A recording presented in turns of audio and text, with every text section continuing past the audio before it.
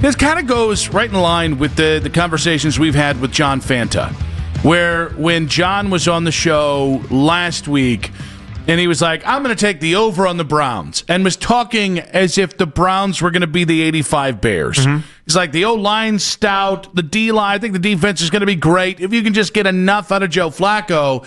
And so I was like, oh, okay, so like, what are we thinking? And he said 6 wins. And I was like, that to me is like the safest, least sexy, least like just anything kind of prediction for the Cleveland Browns, because it's just over 5.5. Yeah. And 6 wins is kind of like the no man's land of, is it good? Is it bad? What does it mean for Kevin Stefanski? Like, I don't know you get any clarity on 6 wins. Well, I think it's safe. I mean, listen, I said 6 wins. I think part of the reason why I said 6 wins is because I really don't know if they're going to be able to go and be a 3-win team. I don't believe they're going to be like an 8 or 9-win team. But it is the NFL, and I guess anything does happen. Even though we are in this weird stretch of the NFL where it feels like parity is kind of taking a back seat. At least it did last year in many respects. Chalk. Yeah, it was very chalk. Last year was chalk. And I really struggle with that this year in this division, because chalk in general means you think it's going to go Baltimore, Cincinnati, Pittsburgh, and Cleveland. I think the only thing that I think's going to chalk is that last one. Yeah, I mean, well, think about it. Last year, favorites won 72% of their games, which was the second highest rate since the NFL went to 16 games. Vegas doing well. I mean, it was just an odd season. 6 of the division winners in 2023 repeated as champions in 2024. Like, it was the year of chalk in a way that we hadn't seen. So if you're expecting the NFL to kind of flip the Browns and really kind of have, just because of parity, have them in the catbird seat because of just how it works from a 3-win team moving over, you'd suggest that right now we're just in the wrong era for that. And I just think, like, this season specifically is the season to not split the difference. Like, 6 wins is splitting the difference. You're not going to get the number 2 pick again. You're also not going to be in the playoffs. 6 wins, I mean, you might be in the playoff conversation early. 11 losses stack up real quick, even if it's just you're 6-6. Weren't you 6-6 when Joe took over, or 6-5 or 5-6, something like that in 2023? We ended up winning 11 games, but Flacco went 4-1 down the stretch. And then you lost the last one because nobody played. Jeff Driscoll played. So technically 4-2 in your final. I'm not doing math. I'm just not going to embarrass my family like that. It's going to be Lee Corso and how you get him off the air all over again. I mean, to me, it be a 3-win team or be a 9-win team. And I think that if the opposite of a sweet spot is 6 wins. Because I don't know how much you can tell about a team with 6 wins. Like, if you're Kevin Stefanski, can you claim a victory if you get to 6 wins with this ball club? No.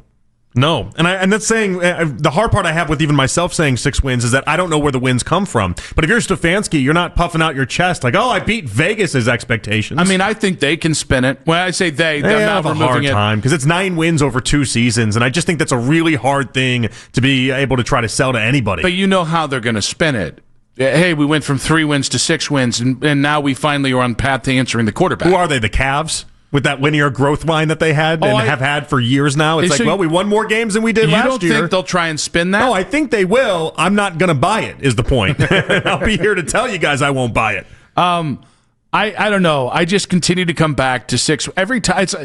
Because, my general theory has been when people say 7 wins in this town, media members, you just don't want to say 5 wins. I actually think 6 wins. Like, Ken made a very impassioned plea this morning on why he thinks they're going to hit the over. And I was like gearing up for I'm going to play this sound, and here's why I'm going to argue with Ken. Mm-hmm. And then he said 6 wins, and I was like, it took the wind out of my sails because I'm like, a big lead up to then say 6 wins. Well, no, but by the way, which is fine. He's trying to sell why he thinks that the over is going to hit, but I get it. Here's the thing. His plan for what they're going to do, that is how they're going to try and win. But to then say they're going to do all that, elite defense, were you expecting a Coach Riz 8 or 9 wins, a Danny Cannell 8 or 9 wins? We've conveniently had the 2 people that have given you the 8 or 9 wins prediction. We've had them on in the previous 24 hours. And Coach Riz, by the way, tried to double down on the burger bet. And I try to double down? Yeah. So if you guys missed it. If you've learned anything about burger bets with Nick, don't do them. Nick, he doesn't lose these. Yeah, I'm Vegas when it comes to burger bets. He hit me up and he said, are you willing to add a chocolate malt with extra malt I love this. to the over-under deal that we have for the Browns this year? He left the burger bet, thought about it to himself, and said, you know what? Nick's going to look like an idiot here. Let's do this. Yep, and I said, yes, sir, I am. So we have Hazard on this bet again, and now I'm going to be. I mean, it's burgers, teasers, and a shake again, and it's going to be glorious. I might have this thing wrapped up by like late October, early November. Yeah, but it won't be glorious though because you'll be eating your burger as the Browns stink week in, week out, and that's not going to be fun. I'm going to have a celebratory burger for getting a top 5 pick. Is that what I just heard there? No, because you said you're going to be celebrating it in week 10, week 11, week 12. You're going to still have to go through the whole entire process while hoping beyond hope that if the Browns stink that much to begin with, that they actually see the plan through. We'll see. Because there's a chance the Browns don't see the plan through in many ways. And then all of a sudden they try to really win games with Dylan Gabriel. And whether he can or can't, it's a different story. But it's so hard. It's really hard to win just 3 games. 216-474-0092. How much of a victory would 6 wins be this year? But to what Ken was saying and what Coach Riz was saying yesterday. Again, one guy said 6 wins in Ken, and Coach Riz said 8 or 9 wins. And this is where I think the Browns can trap you, is that everything they do appears logical. They're so good at explaining it and logicking it to you. So like when you say, hey, we're going to be stout in the trenches, we're going to rely on our defense, we're going to rely on I keep saying power run. We're going to rely on the run game and a heavy dose of it. That's going to be our identity, and then we're going to do play action off of it, and we're going to mitigate the mistakes by mitigating the amount of times. Every bit of that sounds like you could win. The problem is every bit of that sounds like you could also win 6 games or 5 games or 4 games. And I think what's interesting, and this is because we continue to come back to how good are the Browns, right? Look at the names. The roster doesn't look that bad. They're not trying to tank. These are some of the things said about it, and I look back on it, and I'm like, I think we're missing the point. Like, there are teams that are going to try and do what you do, and their margin for error, because whether it's more talented quarterback, better, more proven weapons around the quarterback, better O-line, more balanced O-line, healthier O-line, whatever it is, like their margin for error is going to be better. Your margin, you could as flawlessly as possible execute this vision, but the wrong injuries or Joe turns the ball over too many, you could hit 5 wins while the plan succeeds, right? Like, that would be multiple plans at play here, though, and that's the worry I have, is that the Browns are trying to have multiple plans, and then whichever one shows itself in the first 6 or 7 weeks will be the one they go to. Like the plan A being, let's try to win as many games as we possibly can, and then if Joe Flacco goes off to the races and looks great and the defense looks great, then they veer themselves towards that. And then also, you could have a scenario where 6, 7 games in, Joe Flacco is stinking up the joint, the defense has a bunch of injuries they can't overcome, and then they try to sell you on the idea that it was always about trying to get a top 3, top 5 pick for the quarterback draft class of 2026. Like, the problem I have with a 6-win scenario, if they try to sell you that this is a win, is that it is not a win in the we were going for it trying to win category, and it is not a win from the we were trying to stink in order to get to 3 wins, 4 wins to get the quarterback of the future. Now, here's the spin on it, though. It might be the exact sweet spot in which you can have the season you need to have, meaning be in the top 10 pick conversation, so you won't have to give as much to trade up, right, to go get your quarterback unless Jacksonville really stinks it up. But there's enough there that you can say, well, the rookies played really well. We really just need a quarterback. We doubled our wins, bring Kevin Stefanski back, which then creates its own section of, all right, how many losing seasons, how many bad years can you have while going through it becomes the Jason Garrett of it. Yeah, but I think the Browns might think that's the sweet spot. Listen, if they think that's the sweet spot, I think it's the worst spot. I mean, I think pick a lane. My goodness. No, I get it. And yes. And my problem is there's so much ambiguity in 6 wins. It could all be left to a whim of Jimmy Haslam, how the weather hits him on any given day, Which right? is oftentimes how this ends up going for the Browns. I mean, it has, but it hasn't recently. I know, but I think Jimmy having a say is back in the picture. I've seen it over the past few months. I think Jimmy going back to maybe old Jimmy is definitely in the cards. I still think it's more of the Haslam consortium than it is just Jimmy. That might be a part of it too, but ultimately I think the owner or whatever people around the ownership, I think they have more say and more power within this. And whatever distractions they had over the past couple years, I got a feeling they're not going to be as distracted this year. But I think when you have the extremes, you win 3 games. All right, well, you gave Kevin Stefanski 6 years. You're going to have a clean slate. You might even have a clean slate at GM. There, you can sell of like, hey, our ownership group gave these guys an opportunity. Yeah. It just didn't work out. With 8 or 9 wins, it's apparent, hey, that was so much better than we thought. Even if we got to trade up and do something drastic to get that, winning 8 or 9 games tells you this roster's in a much better spot than maybe I think it is. But 6 wins, it really is like there's all right, you fired Kevin Stefanski. How's the league going to react to that? How are other candidates going to react to that, right? You don't fire Stefanski. All right, well, what does that mean for the quarterback you're about to try and draft? Like it's like the stickiest of spots, and it's not only the least sexy. I think it's the spot where 6 wins is probably the spot that allows you the most opportunity to really screw this up long term one way or another. I think the most changes probably happen at 6 wins. Like you could have all sorts of different things, whether that comes from quarterback, head coach, GM, the whole lot. And because like if you could also be I want to say least amount of changes, but it could also lead to not enough change for some people. Well, if you get with 6 wins, no way do you keep your quarterback if you have 6 wins.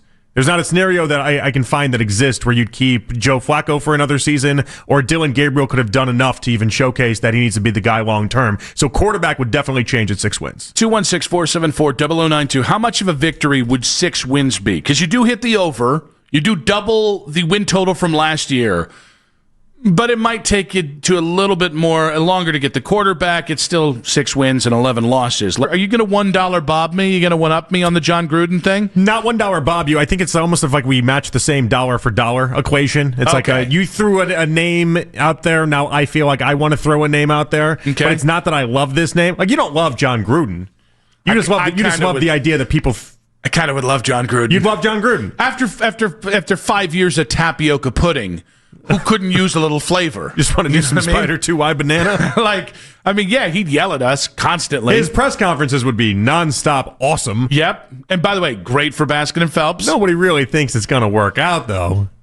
I still think I don't think John forgot how to coach ball. I think with the Raiders, I think that was a real experiment in how long he'd been away on TV and not really around football. I think they just shouldn't have hired Mike Mayock as his GM. Well, that was a problem. But that's what happens. Your head coach, when you give him that much power and that much say, he hires his TV friends. And I don't think he has that kind of sway now. I think because you got to think, like, if Stefanski's gone, Barry's also gone too. And part of the hook with Gruden would be you'd let him pick his front office. Really?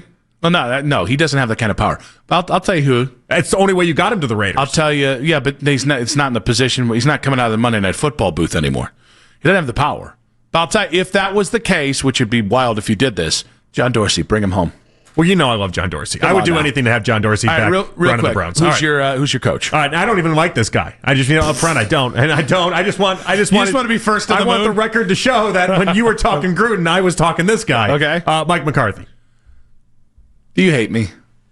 What do you mean? Do I hate you? If I'm going to get coaches, Mike McCarthy's definitely in play in this equation. He wasn't in play in 2020. Why would he be in play now? He was in play in 2020. That's the difference. We had so many conversations about Mike McCarthy in 2020 until Mike McCarthy was like, nah, not really going down that road.